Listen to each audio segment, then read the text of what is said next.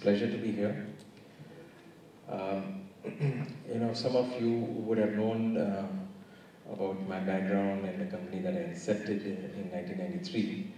The premise was basically to create an entrepreneurial design company that catered to the automobile manufacturers and also the individuals, because I was convinced of one fact that, if your products and services are catering to the basic human encodement that resides in all of us of wanting change, and if our company was able to deliver change, I realized that it will be well worth a while, and there's no way the company can, fail.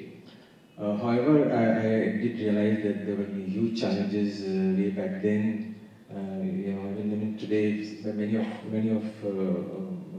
many of the media and the people ask me how was I so courageous enough to have started this journey in 1993.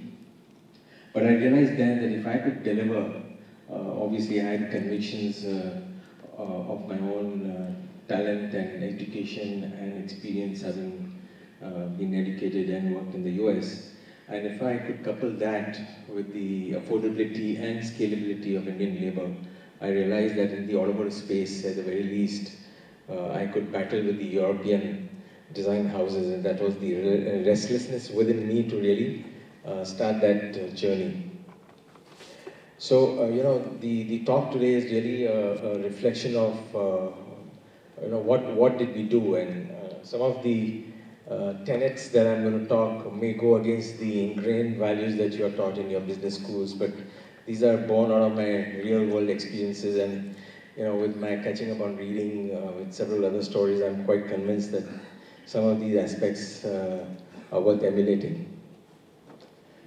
Well, I mean, it's a second slide. I think I saw Ms. Malhotra's slide also about sportsmen are not born, they're made, and my slide also mimics the same thing. Artists and designers are not born, they're made. I'm very convinced of that. And therefore the presentation is also ascribing to that aspect.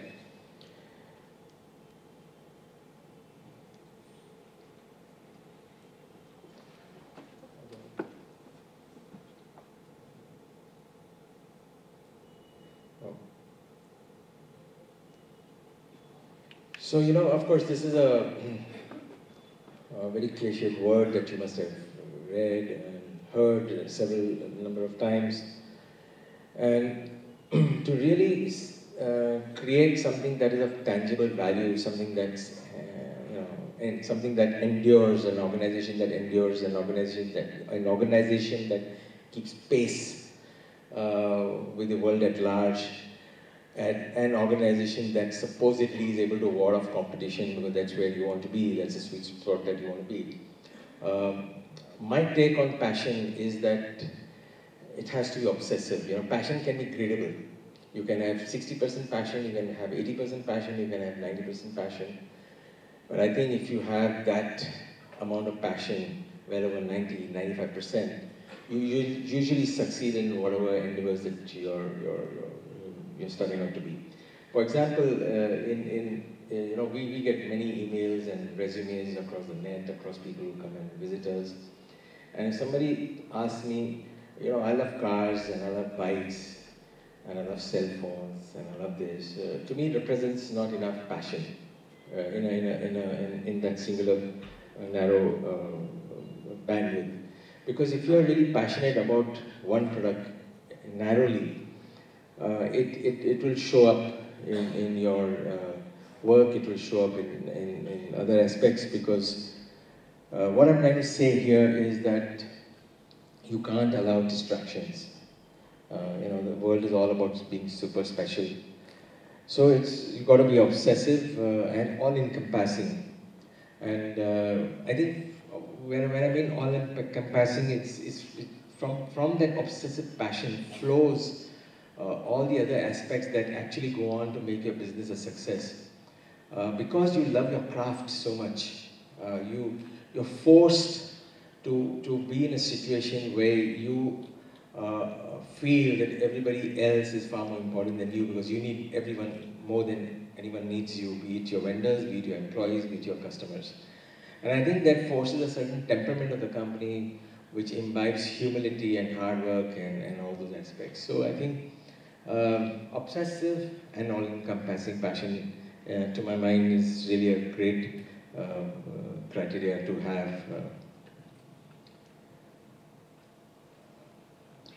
You know, I'm asked very many times, you know, how do you create? How do you get inspired? And you know,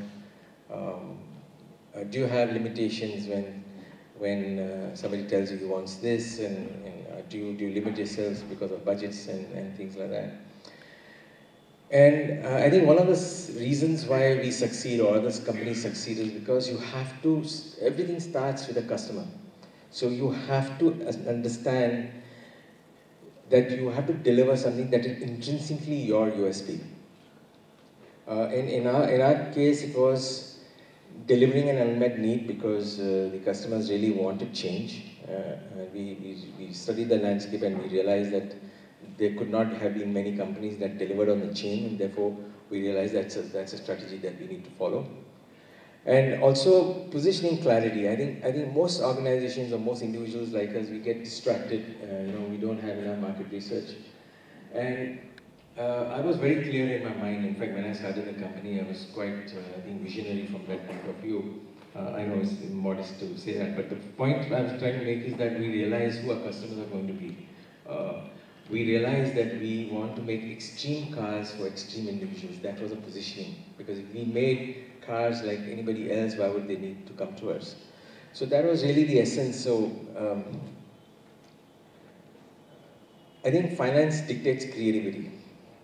You know, it's again an aberration of an idiom, but to me, unless you are reined in by the limits of your budget or price or whatever you call it, you really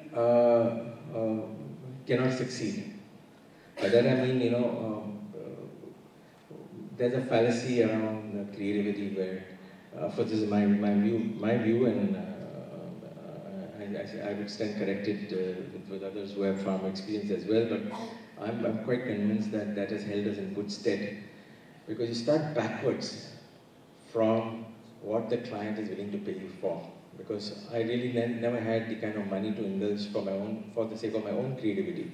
Obviously, because you have so much passion and you love your craft so much, you want to survive every single day. You want to grow. You want to add people, because you want to dream more at somebody else's cost, and that dictates these choice of processes and materials, because you have to work backwards from what client is willing to pay you. And to me, that really creates a stress point.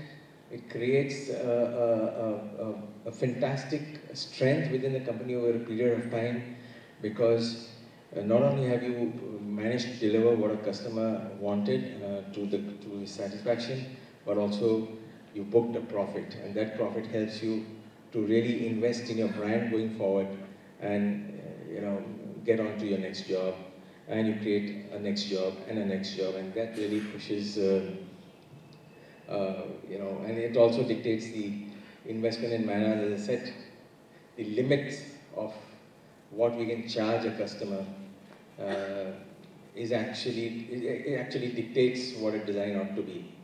It's a very thin line that one has to tread, obviously, because you have to still deliver the change that the customer came to you for, but that's exactly the temperament of the organization that is called upon to really deliver that. All work and no play does not make Jack a dull boy.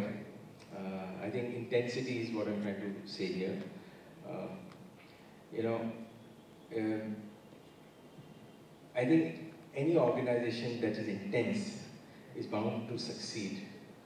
I'll give you my own example. You know, having succeeded in the automotive design space beyond my wildest imaginations, in 2008, I decided to paint and create some sculptures because I thought I could use my time more effectively at work. I had maybe an hour between meetings, and I had an organization that was well versed with the ability of materials and processes, and I wanted to do something different. And so I selected a canvas which was hung on the wall. It was 3 feet by 5 feet. And I was amazed at the number of iterations that a 3 foot by 5 foot section could actually, that I could actually go through. I was really amazed. What I'm trying to say is that if you have set your heart on doing something and you're intensely preoccupied with it, actually the sky's the limit. You can really reinvent the wheel time and again. I personally don't think that if you love your work and you're engrossed in it, every single minute of your life you're going to be duller. To this extent, I would also profess that I hate to go to parties, I hate to socialize, because I think it's time lost. If you love your work, how can you brood some interference from something else other than your work? And if you make your hobby or livelihood, you're going to work. Your work is a holiday. I mean, I tell my family, I tell my friends that for me, holiday is torture, and work is holiday, because you love your craft. It all stems from passion. It stems from the successes you get.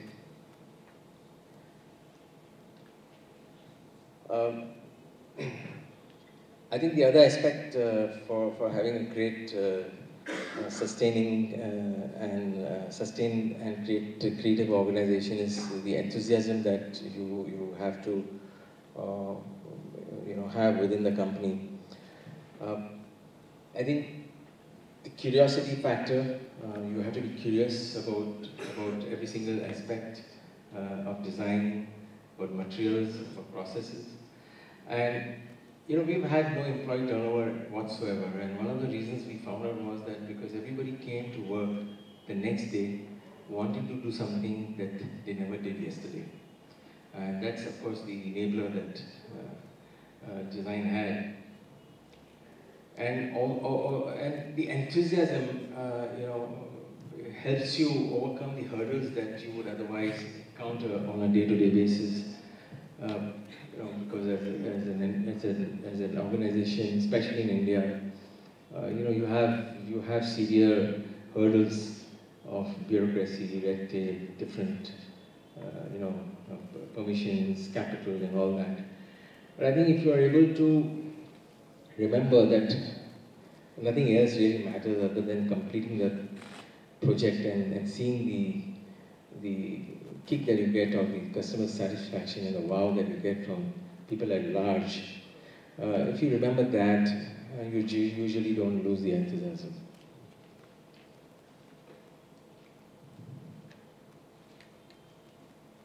Sorry.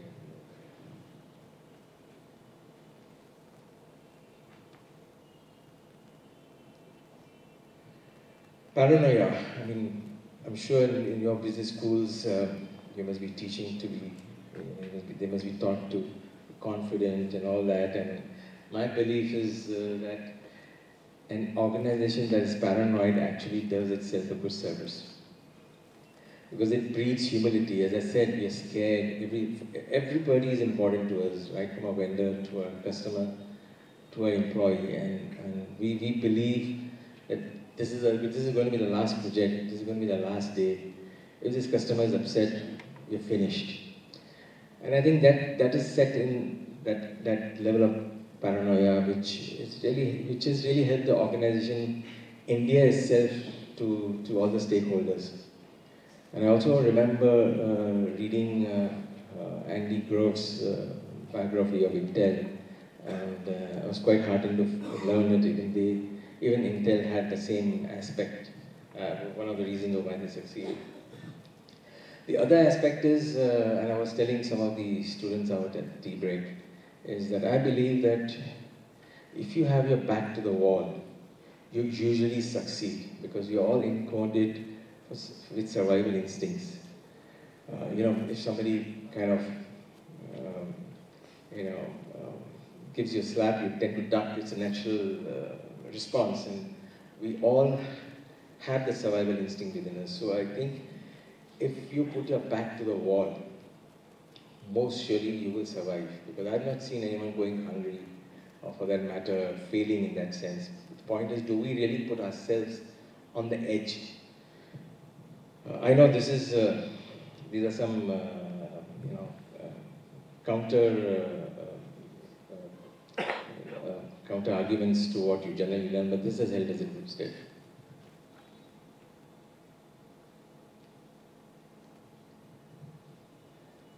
Of course, as I said, we're hungry for love. We want to be an endearing organization, so all our actions stem from that fact, which really endear us to our customers, vendors, and employees. And that also helps us from getting the extra mile from everyone else, and that is so important. If we were really restricted to within the boundaries of what everyone was expected to deliver, I don't think we could have succeeded as an organization as we have thus far. For most of you who probably don't know, we are the largest independent automotive design studio in the world, a very rare for-profit automotive studio. Usually it takes about $100 million annually to run an independent automotive design studio, and therefore they are captively held by car makers. And 700 original car designs, 3,000 cars on the road. Obviously, we must have got that extra mile from each of our stakeholders.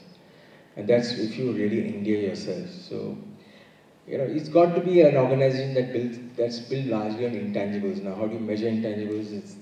These are all the aspects that one has to be led by and boarded by.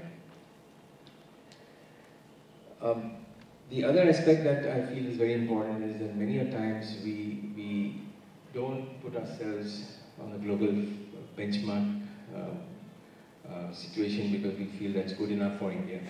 And I think that's a fallacy because it's one world.